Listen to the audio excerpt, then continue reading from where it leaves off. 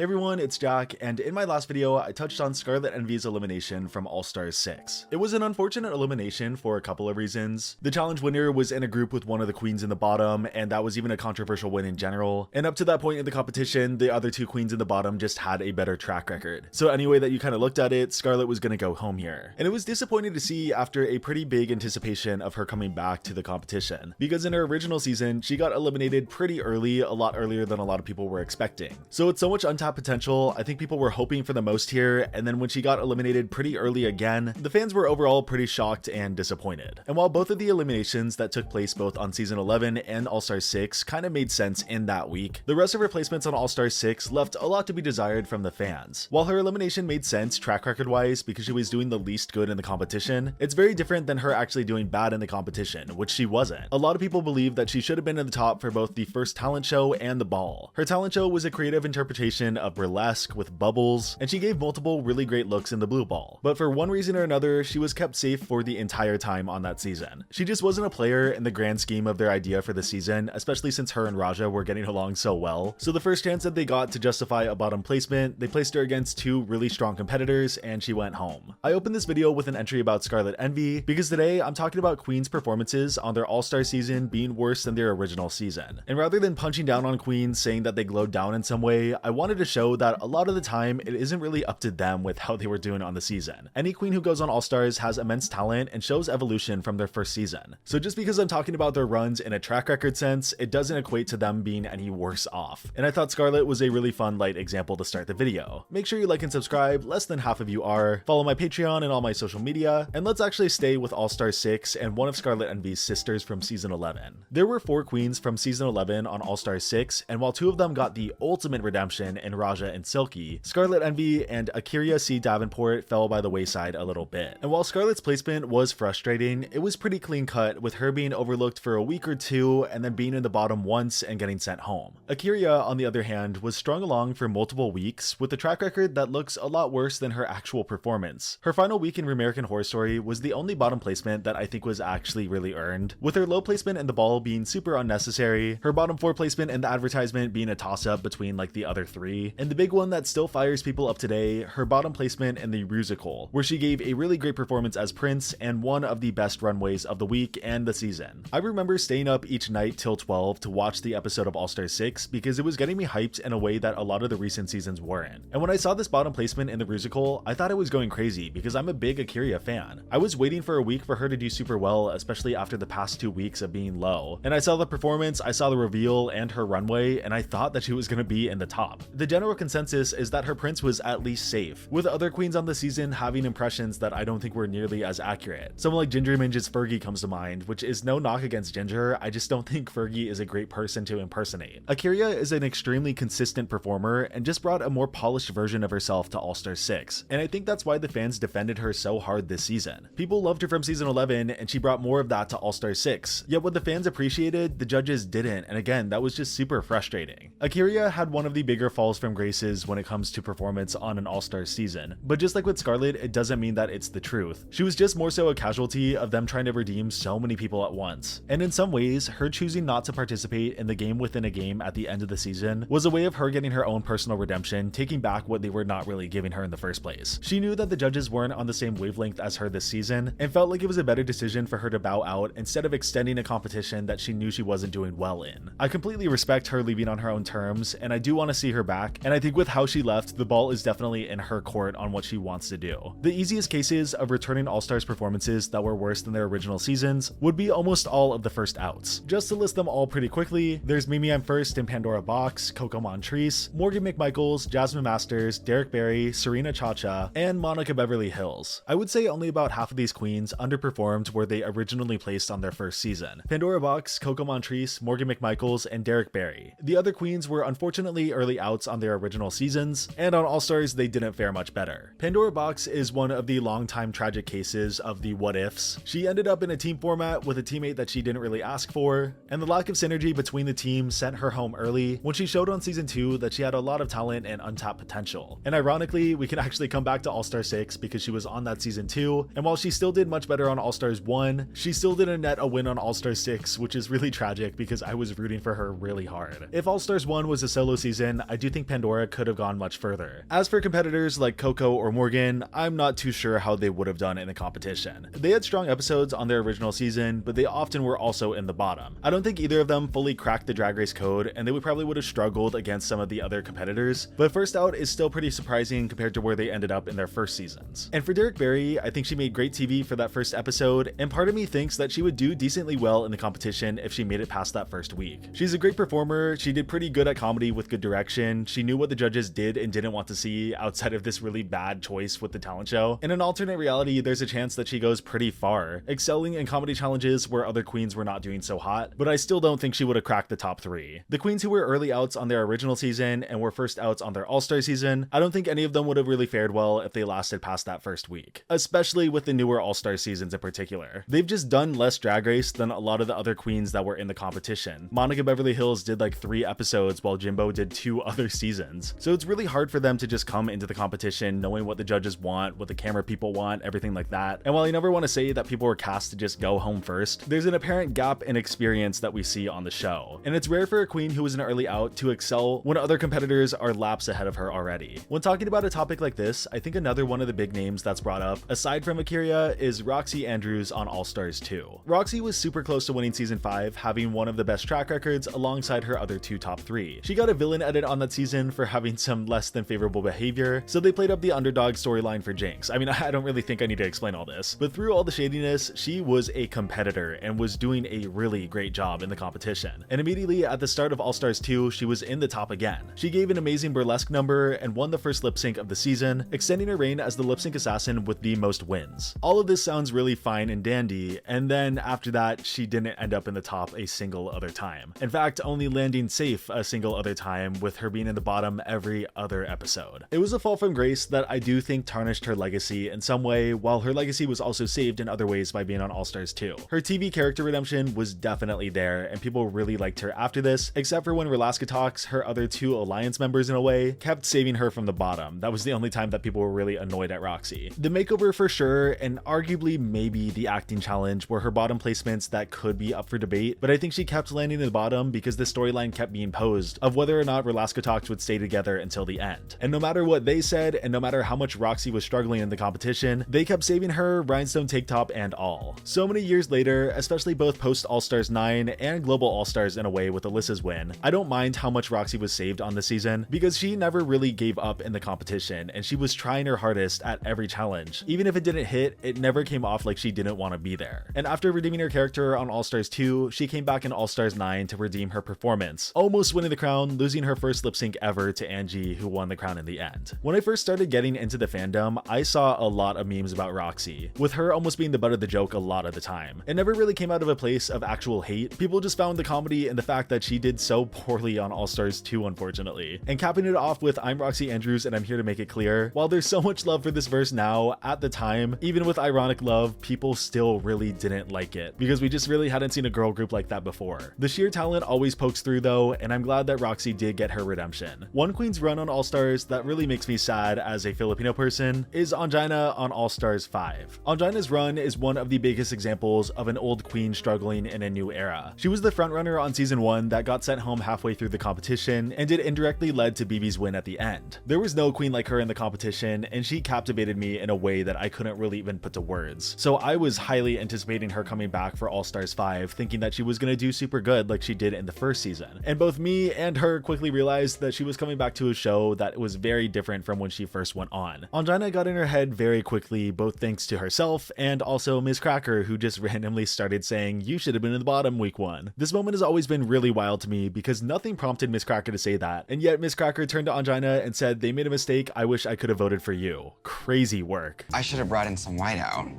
maybe. Because Ongina...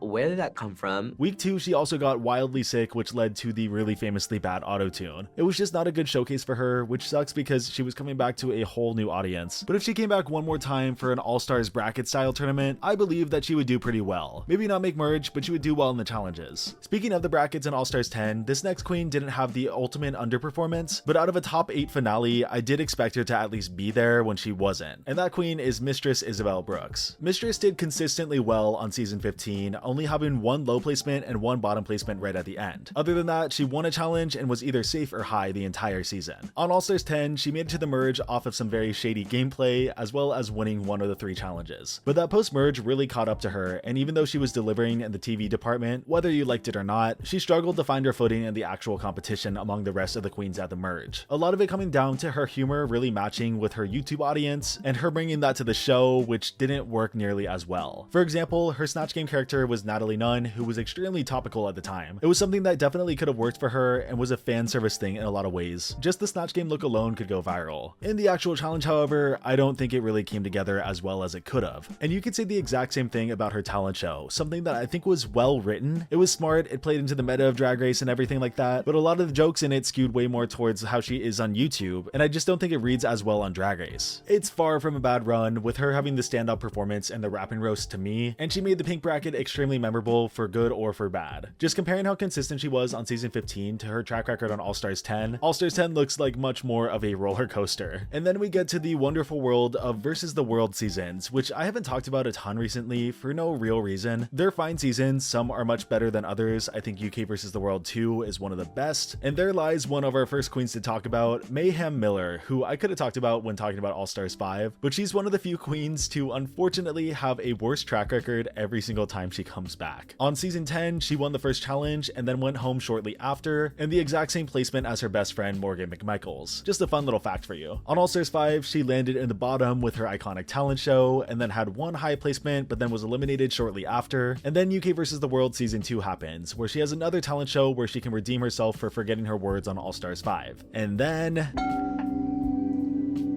Never trust a fart. Off.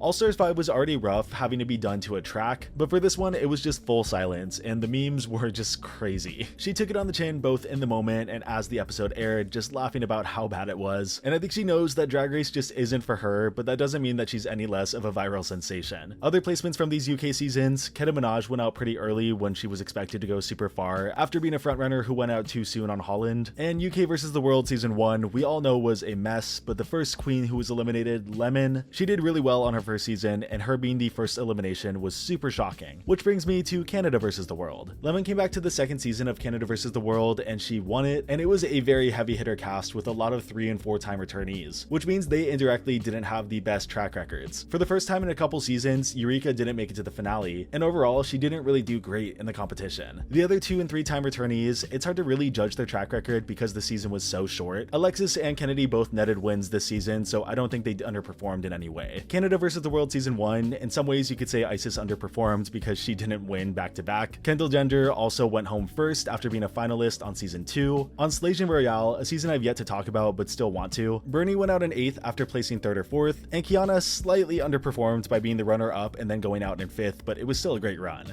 And then we have the beast that is Global All-Stars, which had runner-ups going out super early left and right because the cast was just really stacked. Most of them weren't treated right, and I won't hold any of their placements against them whatsoever. And unfortunately, I haven't seen Espana All-Stars because I haven't had time to really sit down and watch that series, but from what I've heard, that season was a little short and a little too messy, making most of the placements not super valid in terms of like what we're talking about. That was a slightly comprehensive list that I wanted to throw in at the end, but like I said at the top of the video, track record doesn't really equate to actual performance. Some of these performances that queens were thrown into the bottom for, they were actually really great, and while I do like looking at the charts and thinking, wow, what went wrong here, sometimes the more context helps you realize like what actually did go wrong or even didn't go wrong. Stay tuned for the next video where I talk about the biggest Drag Race All-Stars glow-ups. Thank you so much to my tier 2 patrons and my tier 3 patrons, Frankie and Steely. By the time this video goes up, I should have the community post up ranking every ball, and if you want your opinions featured priority, subscribe to the Patreon. Thank you so much, and I will see you soon with another video.